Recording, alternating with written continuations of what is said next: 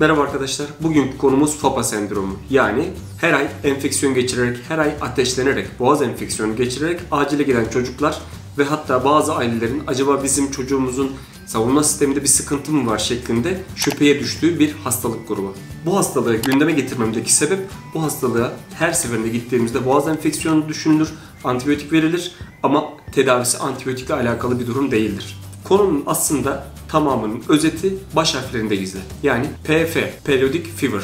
Yani nedir? Tekrarlayan döngüsel bir ateş durumu. A. Aftöz ülser. Yani ağız içerisinde yara oluşumu. P. Farenjit. Yani boğazda kızarıklık ve ağrı durumu. A. Adenopati. Yani boğazdaki lenf nodlarının büyümesi. Şimdi yukarıdan aşağı baktığımız zaman çocukta ateş var, çocukta boğazında şişlik var, boğazında kızarıklık var, ağzında yara var. Yani enfeksiyona benziyor değil mi? Ama enfeksiyon değil ve bunun tedavisi hiçbir şekilde antibiyotikten, normal ağrı kesici, ateş düşürücülerden geçmiyor. Zaten bunlara yanıt da vermiyor. Az önce anlattığım bulguların tamamı enfeksiyonda da olmasına rağmen FAPA sendromunda bu durumların farklı şekilleri var. Yani kendine özgü durumlar nedeniyle bu hastalıktan şüphelenerek tedavisini çok basit bir şekilde yapabilirsiniz. Tedavisi 3-4 saatte tamamlanıyor desem, bu durum en sık 2 yaşından sonra başlar ve 2-5 yaş arasında sık görülür. Sonrasında 8 yaştan sonra da azalır. Genellikle 3-5 hafta arasında değişen döngüsel bir ateş durumudur.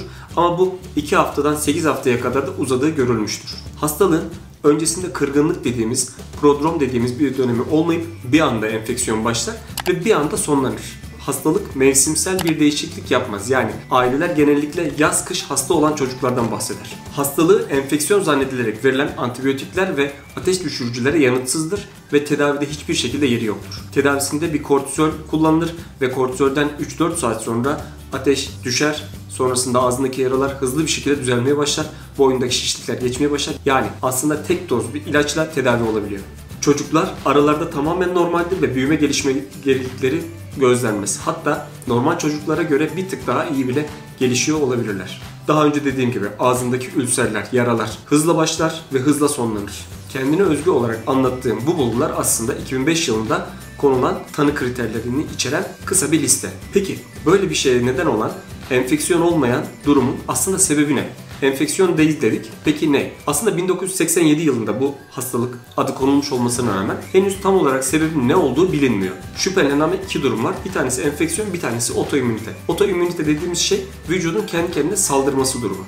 Bizim sadece fark ettiğimiz şey bazı sitokinler ve akut faz reaktörü dediğimiz bazı değerlerin SRP, hemogramdaki VBC gibi değerlerin yükselmesi durumu. Şimdi burada bir parantez açarak siklik nötropeni hakkında bir iki cümle kurmak istiyorum. Çünkü gene döngüsel ateş sendromları içerisinde FAPA var, FMF var. Hepiniz duymuşsunuzdur. Hiper IgD sendromu var, TRAPS var. Siklik nötropeni var. Siklik nötropeni diğerlerine göre FAPA'ya en çok benzer olan. Neden? Çünkü FAPA'daki gibi 3-4 hafta aralarla sıklıkla aynı periyotta tekrarlar. Yani FAPA'da da 4 haftada bir hasta olursunuz. Siklik nötropenide de 4 haftada bir hasta olursunuz. Bu özelliğiyle FAPA'ya en çok benzeyendir. Gene 2 yaş civarında başlaması, hatta birazcık daha küçük başlaması onun ayrıcı bulgularından bir tanesi. Diğerleri ise yapılan tahlillerde akut faz reaksiyonları artıyor demiştik ya. Ekstra olarak bir de nötropeni çıkar. Nötropeni ciddi enfeksiyon bulguları ve ciddi enfeksiyonlarla birlikte seyreder ve bu çocukların genellikle büyüme gelişmeleri daha geridir. Dolayısıyla eğer döngüsel bir ateş sendromunuz varsa enfeksiyon değilsiniz. O zaman iki tane hastalığın arasında hangisi olduğunu bulmanız gerekiyor. Siklik nötropeniyi dışlamak çok kolay. O yüzden basit bir tahlil yapılır. Hemogram tahlili yapılması yeterli. Eğer siklik nötropeniniz yoksa durumlar iyi demektir. Çünkü herhangi bir kalıcı sıkıntı olmuyor ve genellikle 8 yaşından sonra da sona eriyor. Yapılan çalışmalarda herhangi bir gen suçlanmamış ama İsrail'de yapılan tek bir çalışmada FMF genine benzer bir genin buna neden olabileceği konusunda şüpheler oluşmuş ama henüz ispatlanmış bir gen yok. Dolayısıyla bir ailesel geçiş durumu söz konusu değil. Tedavisinde dediğim gibi steroidler, tek doz steroid yapılması yeterli. İkinci tedavi yolu tonsülle adenoektomi, yani geniz eti ya da bademcikleriniz varsa bunların alınması da %20 oranında çocukların FAPA sendromundan çıkmasına olanak sağlıyor. Üçüncü bir tedavi yolu ise simetidin dediğimiz farklı bir ilaç ama genelde pek kullanılmıyor. Dediğim gibi bu hastalıkta ciddi kalıcı bir rahatsızlık oluşmadığı için, büyüme gelişme geriliği oluşturmadığı için aslında sadece ateşli dönemler sırasında çocuğun huzurunu bozduğu ve antibiyotik kullanmak, yanlışlıkla antibiyotik kullanmak diyelim durumuna neden olduğu için önemli bir hastalık Ama kendi kendine sonlanması ve genellikle ergenlikten sonra görülmemesi nedeniyle aslında yüz güldürücü de bir hastalıktır. Konuyla ilgili eğer kafanıza takılan bir şey olursa alt tarafta yorum olarak paylaşırsanız ben de elimden geldiği kadar yardımcı olmaya çalışırım. Instagram'da anne eğitimleri için oluşturduğum bir kanal var. Eğer takip etmiyorsanız orayı da takip alın ve burayı da takip alın. Çünkü her zaman söylüyorum bunu.